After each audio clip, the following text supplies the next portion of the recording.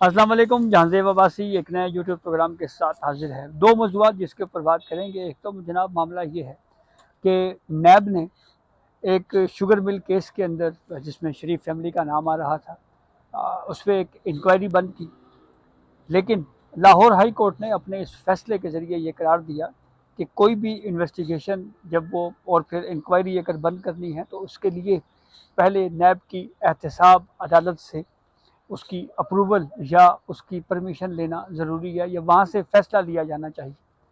जबकि नैब का ये मौक़िफ़ है कि नैब कानून के तहत जब एक दफ़ा इंक्वायरी हमने बंद कर दी एग्जीक्यूटिव बोर्ड के ज़रिए, तो हमें अदालतों से इजाज़त लेने की या अदालत में जाके ये बात बताने की ज़रूरत नहीं है, क्योंकि जब लेजिस्लेटर ने लॉ में ये बात नहीं लिखी हुई तो इसलिए हमें कोर्ट के सामने नहीं जाना चाहिए। अब ये जो एतराज़ है, जो इख्तिलाफ है, इसको तय करेगा फेडरल कॉन्स्टिट्यूशनल कोर्ट। ये मामला है क्या, इस पर बात करेंगे।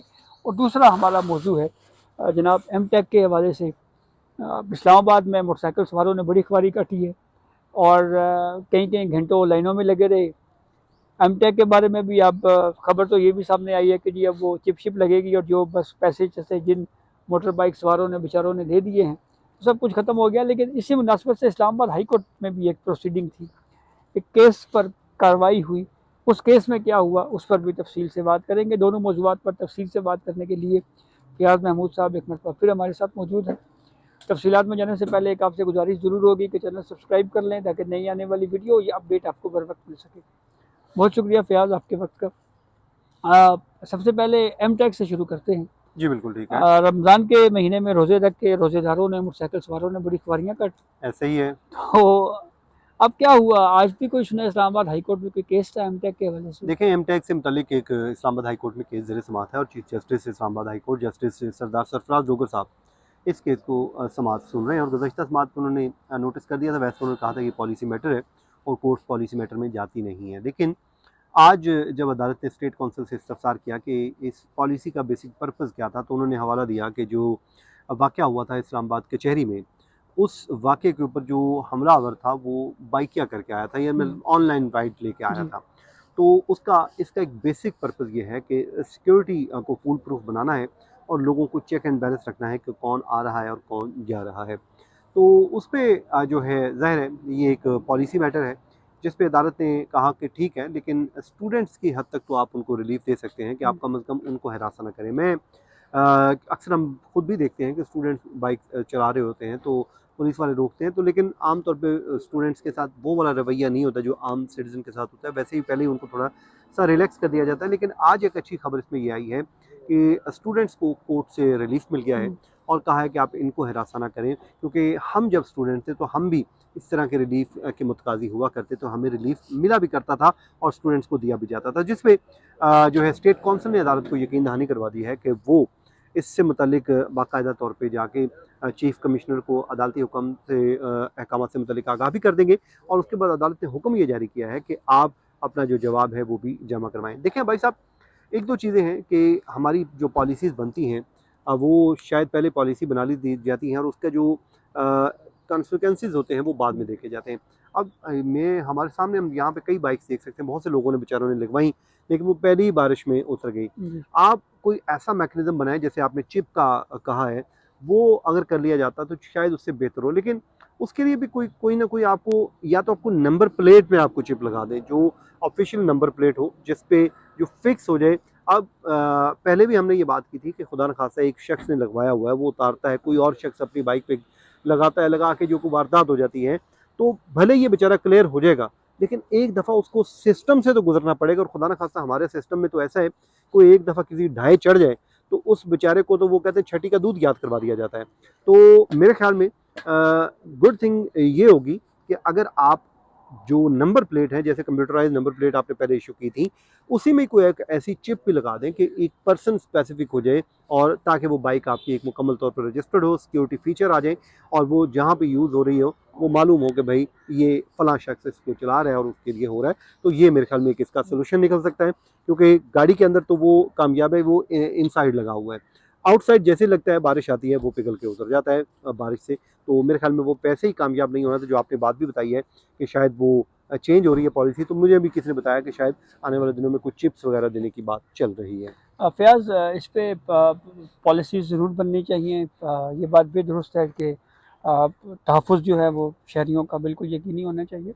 लेकिन मसला ये है कि वो एक बड़ा मशहूर एक वाक़या हमारे पाकिस्तान में अक्सर जो है वो लोग बयान करते हैं। वो ये कहते हैं जी कि शायद ये मफरूज़ाती कहानी है कि एक मरतबा जो है वो लाइन लगा के लोगों को कहा गया किसी मुल्क में कि जी आप फ़लाँ किताब से निकलें और फ़लाँ चीज़ आपको मिलेगी। तो उनको साथ जो है ना वो मारा भी जाता था। तो कहते हैं जी कि लोगों ने प्रोटेस्ट शुरू कर दिया। तो रियासत का जो बादशाह था या जो हुक्मरान था बड़ा परेशान हुआ। उसने कहा जी कि देखो लोग पता उठ नहीं खड़े हुए हैं, कि हमारे खिलाफ उठ तो नहीं खड़े हुए। उसने कहा नहीं नहीं ये मसला नहीं है। वो कह रहे हैं कि जो मारने वाले छितर हैं मारने वाले बंदे कम है। उनकी तादाद ज़रा बढ़ा दें। तो असल मसला ये है कि और हमने वही देखे देखा ना, है कि आपने जो एमटेक के लगाई लिए एम टैग के इवज, आपने जो पैसा कमा लिया, सब जी कुछ जी कर लिया, जी वो देखे ना आपने खजाने में अपने ले गए हैं। और सैकड़ों लोग बेचारे रोजे की हालत में सड़कों के असल में किनारे में अब्बास खड़े साहब, हमारी रहते हैं। बड़ी बदनसीबी कह लीजिए कि अक्सर हमने देखा, मुझे याद है परवेज़ इलाही साहब का, जब परवेज़ मुशर्रफ साहब के दौर में जी दौर था, हम तो छोटे छोटे हुआ करते थे तब, कॉलेज का टाइम था मेरा। तो अचानक उस टाइम एक पॉलिसी आई जी, हेलमेट जी पहने जी। और वो बाद में पता चला कि उनके अपनी कोई वज़ीर था या मिनिस्टर था जिसकी वो फैक्ट्री थी। तो वो बेसिक पर्पज़ ये होता है कि अपने लोगों को कहीं न कहीं जो है वो पूरा कर दिया जाता है, चलें इसको फ़ायदा दिया जाए। तो मेरे ख्याल में जो पॉलिसी है वो पब्लिक के बेनिफिट के लिए बनाई जाए तो वो ज़्यादा कारआमद साबित हो जी सकती है। बिल्कुल ऐसे ही है। दूसरे मौजू की तरफ बढ़ते हैं। चौधरी शुगर मिल्स के खिलाफ जो है वो एक ये मेरे ख्याल में ये वही मुकदमा है जिसमें आपको याद होगा कि मियाँ नवाज़ शरीफ साहब जेल में थे, और वो मरियम भी नवाज अरेस्ट थी, साहिबा भी। और फिर मरीम नवाज़ साहिबा मिलने गई थी और उनको वहाँ पे अरेस्ट कर लिया था। जी और ये उस वक़्त की बात है जब जो है वो मेरे ख्याल में 5 अगस्त हुआ था हिंदुस्तान में, जी कश्मीर वाले मामले पे। और उसके बाद उन्होंने ऐलान कर दिया था कि वो 14 अगस्त को जाएँगी मुज़फ़्फ़राबाद में एक प्रोटेस्ट करेंगी, लेकिन उस 8 नौबत अगस्त आने ही को। नहीं दी गई थी। और उनको 8 अगस्त को जब वो अपने वालिद से मिलने गई थी, जिस पे वो अक्सर गिला भी किया करते हैं कि हमारे साथ भी ये होता रहा है, जब अपने वो बाप को ये तकलीफ पहुंचाने के लिए गिरफ्तार करवाया गया था बेटी को उसके सामने। तो ये वही मुकदमा है। जी वही मुकदमा। इसके कुछ फैक्ट्स ये हैं कि 8 अगस्त 2019 को 48 रोज़ के लिए जिस्मानी रिमांड के ऊपर इनको भेज दिया गया नैब की तहवील में। मरियम नवाज ने लाहौर हाई कोर्ट में जमानत बाद अज गिरफ्तारी दर्ज की। 31 अक्टूबर 2019 को 10 मिलियन रुपए और के 2 जमानती मुचलके और 7 करोड़ रुपए जो है और पासपोर्ट जमा करवाने की हिदायत दी गई। ठीक है। जमानत देने के फैसले के खिलाफ सुप्रीम कोर्ट से नैब ने रुजू किया। वहाँ पे दरख्वास्त जो है वो वापस लेने की बुनियाद के ऊपर खारिज की गई। नैब कानून में मुख्तलिफ तरमीम हुई, जिसके बाद नैब की जो इन्वेस्टिगेशन अफसर है उसने एक ओपिनियन दिया या एक फाइंडिंग दी। उसमें उन्होंने ये कहा कि करप्शन और प्रैक्टिस जो हैं वो नवाज शरीफ और मरियम नवाज के खिलाफ साबित नहीं होती। इसी राय की बुनियाद के ऊपर नैब के एग्जीक्यूटिव बोर्ड ने एक इजलास बुलाया, जिसकी फिर 31B1 के तहत जो है वो 3 अप्रैल 2024 को नैब ने ये कार्रवाई वापस ली।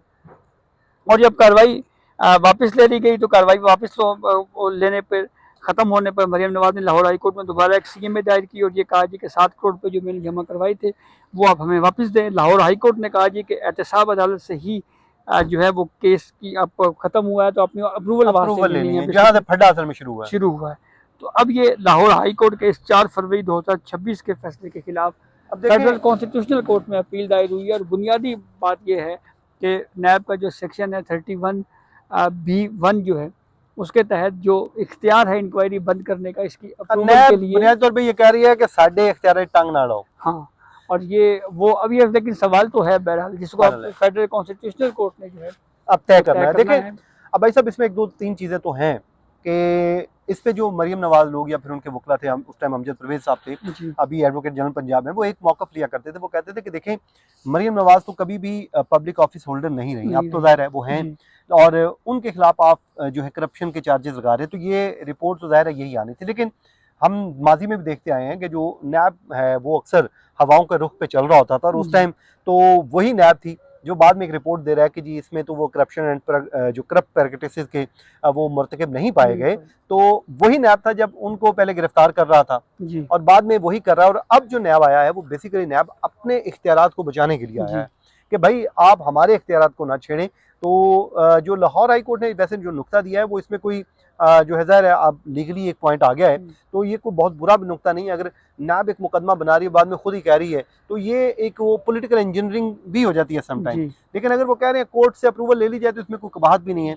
लेकिन फाइनली ज़ाहिर है हाँ, जो नैब का बुनियादी मौक़िफ़ ये है कि जब कानून में एक चीज़ नहीं हाँ लिखी हुई तो एक तरह से सो मोटो पावर आपने यूज़ की यूज़ है, कर ली है। तो वो इख्तियार जो पार्लियामेंट ने आपको नहीं दिया, वो इख्तियार आप वैसे खुद से क्या एज्यूम नहीं कर क्या सकते। कानून क्या कहता है आपके नज़दीक, कानून क्या तो ये कहता कहता है जी कि जो 31 बी है, है? वो ये कहता है कि जब ये इंक्वायरी जो है वो अगर बंद हो जाए तो बस फिर वो ख़त्म हो गई है। तो खत्म ये हो गई इसके है। ऊपर ये तो नहीं फिर लिखा हुआ कि तो अप्रूवल की मेरे ख्याल ज़रूरत में है। जो वफाकी जो अदालत है, फेडरल कॉन्स्टिट्यूशन कोर्ट है, वो तो मेरे ख्याल में फिर नैब की दरख्वास्त अलाउ कर देगी, अलाउ कर क्योंकि देगी। ज़ाहिर है और एक वो प्रेसिडेंट भी सेट कर देगी। फिर जी। नैब के हाथ में मुकम्मल इख्तियार होगा जो कि कानून में भी मौजूद है। तो फिर उससे यकीनन आने वाले दिनों में बहुत से केसेस में बहुत कुछ हमें देखने को जी। भी मिलेगा। तो ये केस अगर तरमीम ना होती तो सुप्रीम कोर्ट के पास जाता, हाँ, लेकिन अब फेडरल कॉन्स्टिट्यूशनल कोर्ट के क्योंकि पास आईनी जा रहा नुकता आ गया है। है। एक इख्तियार बहरहाल सुप्रीम कोर्ट से ले लिया गया, फेडरल कॉन्स्टिट्यूशनल कोर्ट को दे दिया गया।